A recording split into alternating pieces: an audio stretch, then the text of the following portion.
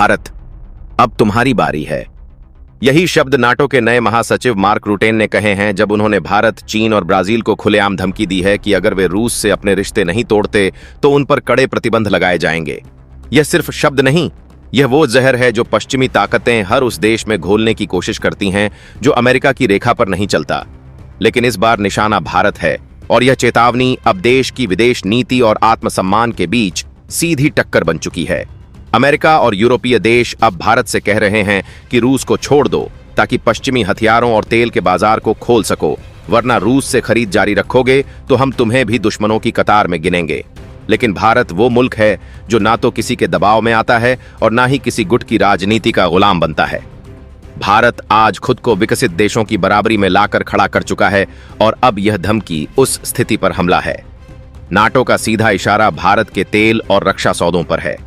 रूस से भारत ने सस्ते कच्चे तेल का आयात बढ़ाया, जिससे अमेरिका और यूरोप को झटका लगा। रूस से S-400 मिसाइल सिस्टम लिया, जिससे पाकिस्तान और तुर्की के पश्चिमी मंसूबे बिगड़े। अब नाटो चाहता है कि भारत अपने इस पूरे इंतजाम को तोड़ दे और अमेरिका की हथेली पर बैठ जाए।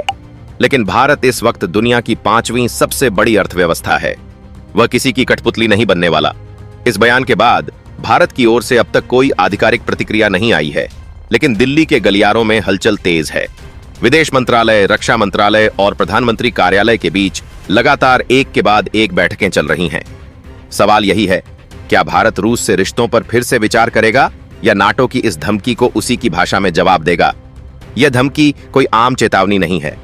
नाटो वही संस्था है जिसने अफगानिस्तान में 20 साल तक कब्जा रखा, सीरिया में बम बरसाए, लीबिया को तबाह कर डाला और युगोस्लाविया को खंडहर बना दिया। और अब जब भारत ने ब्रिक्स में ताकत दिखाई, ग्लोबल साउथ का नेतृत्व किया और रूस के साथ ऊर्जा व्यापार को नया आयाम दिया, तभी नाटो ने हमला बोल दिया। यह भू राजनीतिक दबाव नहीं, यह सीधी कोल्ड वॉर 2.0 की शुरुआत है। इस पूरे घटनाक्रम में सबसे दिलचस्प बात यह है कि चीन और ब्राजील को भी इसी पंक्ति में रखा गया है, लेकिन भारत को लेकर लहजा सबसे ज्यादा आक्रामक है। इसका मतलब साफ है, पश्चिम अब भारत को किसी भी हाल में अपने खेमे में देखना चाहता है और उसके इनकार को बर्दाश्त नहीं कर पा रहा।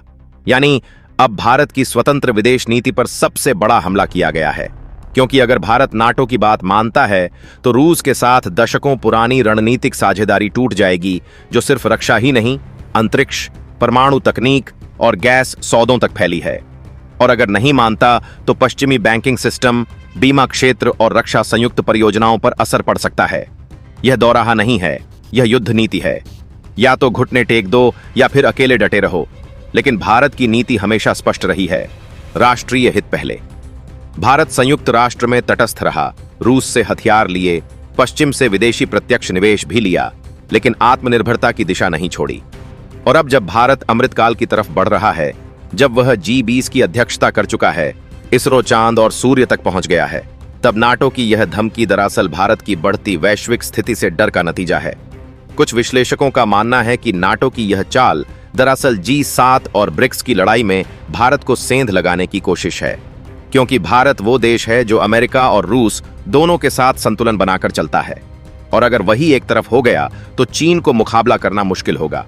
यानी भारत को मोहरा नहीं, खिलाड़ी बनाना है, और इसी ताकत से पश्चिमी खेमा अब परेशान है।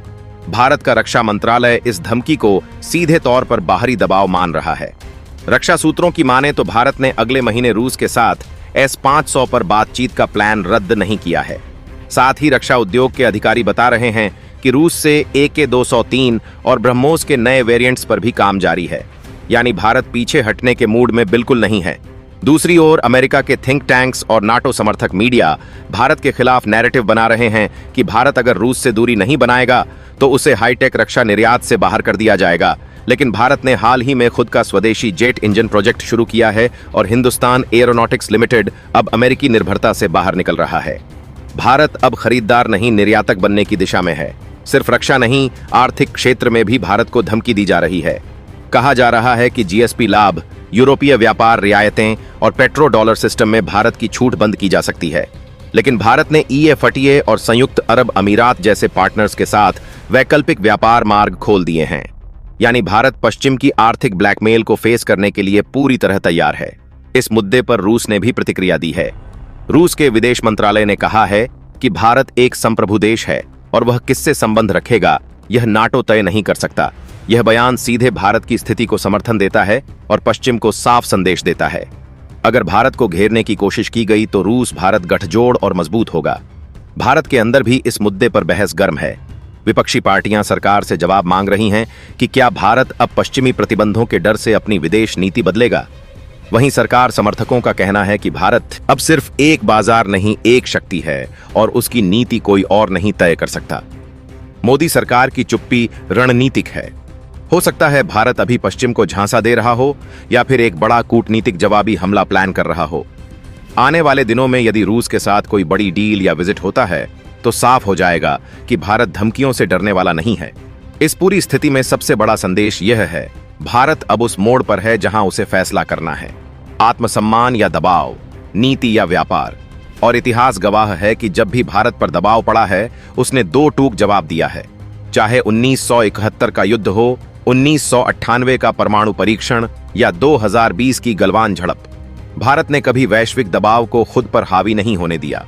नाटो की यह धमकी आने वाले समय की बड़ी भू राजनीतिक लड़ाई की भूमिका है, जहां अमेरिका और यूरोप चाहेंगे कि भारत उनके खेमे में जाए।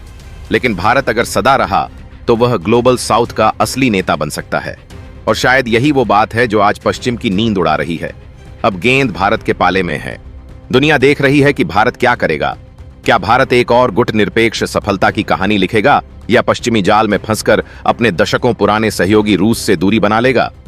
एक बात तय है, यह सिर्फ विदेश नीति नहीं, यह भारत की प्रतिष्ठा की लड़ाई है। अब सोचिए, अगर नाटो भारत पर प्रतिबंध लगाता है तो इसका असर सिर्फ कूटनीति पर नहीं, भारत के वैश्विक व्यापार, रक्षा आयात और वित्तीय नेटवर्क पर भी पड़ सकता है।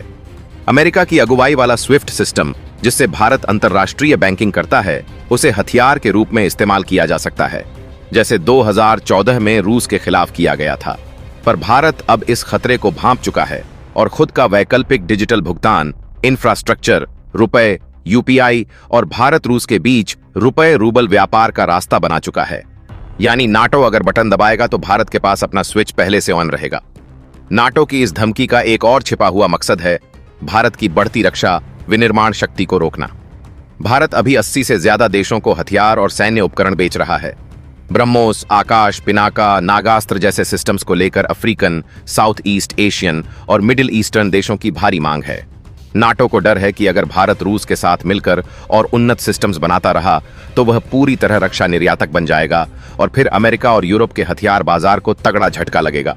इतना ही नहीं, ताजा रिपोर्ट के मुताबिक फ्रांस, जर्मनी और यूके ने भी चुपचाप भारत को संकेत दिया है कि अगर भारत रूस से S-500 या SU-75 जैसे अगली पीढ़ी के सिस्टम की डील करता है तो यूरोपीय यूनियन में भारतीय रक्षा निवेश पर पाबंदियां लग सकती हैं। इसका मतलब सीधा है, भारत को रूस के हाई एंड टेक्नोलॉजी एसेट्स से दूर रखा जाए ताकि पश्चिमी हथियार कंपनियों की एकाधिकार बना रहे। लेकिन भारत अब यह खेल समझ चुका है और इसीलिए make in India defence corridor में स्वदेशी तकनीक पर फोकस कर रहा है।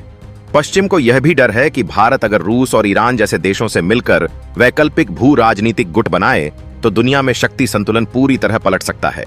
खासकर जब चीन भी शंघाई सहयोग संगठन और ब्रिक्स जैसे मंचों पर भारत के साथ दिख रहा है, तब नाटो को लगता है कि भारत की तटस्थ ताकत अमेरिका की हिंद प्रशांत योजना को डुबो सकती है। यही कारण है कि अब भारत को कूटनीतिक जाल में फंसाने की कोशिश हो रही है और इसीलिए यह धमकी, यह दबाव और यह उकसावे। अगर आप भी इस नए भारत पर गर्व करते हैं तो कम से कम वीडियो को लाइक और चैनल को सब्सक्राइब जरूर कर लें। और हाँ, आगे की अपडेट्स के लिए चैनल के बेल आइकन और चैनल को सब्सक्राइब करना बिल्कुल भी मत भूलिएगा। जय हिंद दोस्तों।